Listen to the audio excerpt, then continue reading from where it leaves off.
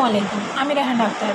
আপনারা সবাই কেমন আছেন? আশা করি ভালো আছেন। ভিসা নিউজের পক্ষ থেকে আপনাদের শুভেচ্ছা ও অভিনন্দন। দুবাই দেশে যেতে আমাদের বাংলাদেশের অনেক কর্মী আগ্রহী। তারা আমাদের সাথে যোগাযোগ করতে পারে।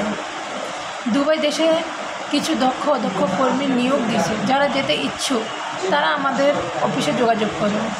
দুবাই দেশে যেতে সময় লাগে 2 মাস এবং আপনাদের থাকা ফ্রি, খাওয়া নিজের। কাজের ধরন: 1. ইলেকট্রিশিয়ান, বেতন 1200 থেকে 1800। 2. ক্লিনার, বেতন 900 থেকে 1200।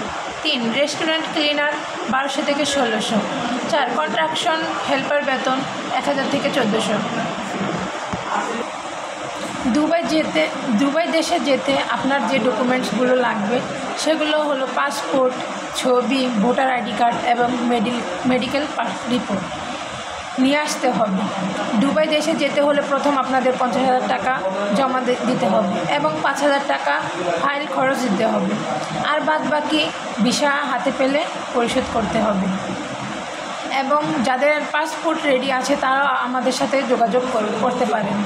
দুবাই যেতে মোট খরচ 4,50,000 টাকা।